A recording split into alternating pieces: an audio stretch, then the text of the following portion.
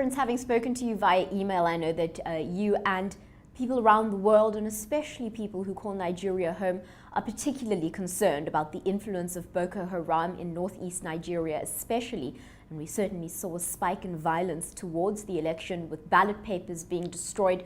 Won't you speak to us about what's happening with regards to Boko Haram in northern Nigeria at the moment?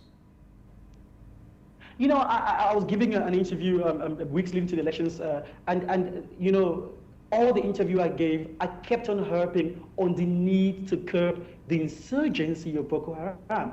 The problem is that we all think that Boko Haram is a Nigerian problem, and it's far, far more escalated beyond that. Boko Haram has become a nightmare that has plagued Africa. It's a threat to Africa. I actually wrote an article in that. Boko Haram has completely, they've taken over Nigeria by storm. They began with Nigeria, if I were to quote the word of Abubakar Sheikh, the leader of the insurgents. He actually said that, listen, we're done with Nigeria, we overcome Nigeria, we're now going for Africa, and subsequently we take on the world. So whoever wins this race must first of all put Boko Haram as a major issue on the front burner.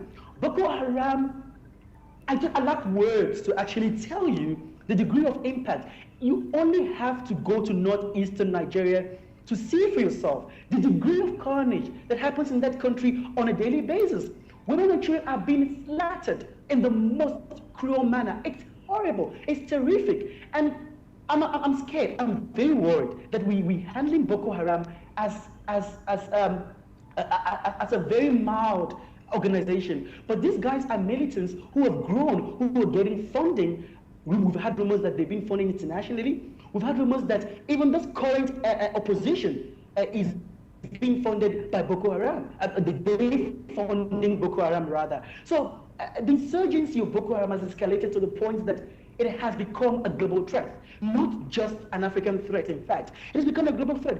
We saw last month they pledged allegiance to ISIS, and ISIS has accepted such allegiance. So now we've seen them grow from this Nigerian network to a very global network of terrorists. They are indeed a threat to the world. They're a threat to Africa, majorly. And I think until African leaders come together and tackle this issue head on, we will not curb this very, very deadly insurgency of Boko Haram. That's independent political analyst Mark Adibe. Thank you so much for joining us today, and we'll catch up again with you once we have a definitive answer on who has won the Nigerian elections. Thank you so much.